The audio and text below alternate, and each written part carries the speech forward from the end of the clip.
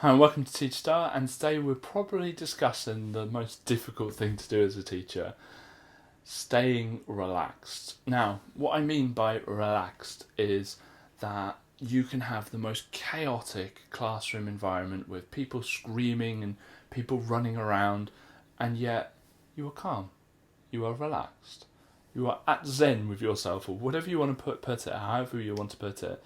You are not angry, you are not shouting, your face isn't red, the blood isn't pumping. You're relaxed and you're waiting and you're patient, and it doesn't matter. Anything in that classroom is not going to get you, it's not going to wind you up. Yeah, easy said. But it is so important to be a teacher who is relaxed. And that doesn't mean a teacher who doesn't shout or doesn't have a go at students or doesn't raise their voice. None of those things have to be mutually exclusive to being relaxed. You can do all those things, although I don't like shouting, and I've done a video on that, but you can do all of those things whilst being relaxed. How? Because those things have to be acting. You have to be acting in those things. You have to be acting when you're annoyed or frustrated, or all those emotions must be acting. If you're not acting, if you are actually angry and annoyed, you won't ever get anywhere with your classes. It just won't work. Because as soon as you are not acting, as soon as you are actually angry, the students will feed on that. Unfortunately, a lot of the students will feed on that and will think, "Ah, we've got you, bounce, bounce, bounce, bounce, bounce," and it goes downhill from there. And I've seen so many teachers in that position where they're actually angry, and at the end of the lesson, and I ask them, "How are you doing?" And they, "Look, can you just leave me a second? I'm so angry." And brutally, I've been in that position more often than I'd admit to. However, the best lessons I have are when everything's going really badly and I'm relaxed and I can think. And I think when you're relaxed, you can think, right, what can I do? What's at my disposal here? So, is it one person or is it everyone? Oh, maybe it's only one or two people. Okay, what can I do with them? Maybe I can talk to them. So, you two, can you go outside the room so I can talk to you? You're not going to go outside the room? I want to talk to you very briefly. Blah blah blah, and then you have that positive conversation with them, and you talk to them maybe one at a time, or whatever is best for the situation. But it allows you to think. When you're relaxed, you are rational. When you're angry and you're fuming, you're irrational, and irrational decisions seldom make good decisions. They feel good at the time maybe, but they don't make a good positive decision for the situation. So, how do you become a relaxed teacher? Well, that's the $1 million question, isn't it? Because if people are really angry the whole time, they're seeking a lot of, expensive counselling about how to deal with their anger. So it's not an easy one to look at. But I would say that the first step is understand that you are being angry, that you are getting angry. Understand that that is not the best situation to be in. Understand that sometimes you just need to buy yourself some time to calm down a little bit, get yourself to that relaxed state. Now, how do you do that? Well, if you've got a really nice department, if you're really angry, if you've got a really supportive department, perhaps someone can come in and just sit with your class for a little bit whilst you calm down.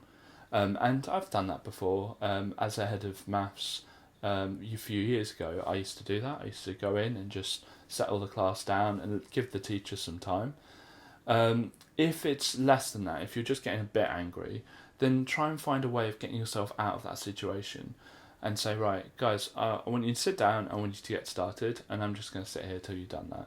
And perhaps I'll time it and I'll write down any names of people who aren't doing it, or whatever it is. Get yourself out of that situation. Don't get yourself in a conflict with students, because that's only going to raise it. Because they're going to raise, you're going to raise, they're going to raise even more, you're going to try and raise even more, and it's just not a good situation. So that's why I've said in previous videos, don't ever get on a one-on-one with a student, because you won't win it. Buy yourself some time. Sit down at your desk, get some stuff done maybe, or pretend to, and just be patient with the students. They will settle down eventually. It might seem like they won't, but they will. And as you're sitting thinking, and perhaps you can pretend to be doing something, but as you're sitting thinking, you can think through what your options are. It comes with practice. The more you're in that situation and are able to keep relaxed and able to kind of lower your blood pressure and feel like you're in control, the more you'll be able to do it later on. So don't feel like you'll never get there. Even if you kind of partially do it, that's a good thing. Partially do it means next time you'll do it even more and you'll get more and more relaxed. Now, it doesn't mean just have a kind of laissez-faire attitude and sit back and it doesn't matter what the students are doing. You never tackle them because you're being relaxed. No, you have to be pragmatic. You need to make sure that you're dealing with that situation, but you must deal with it as a relaxed person.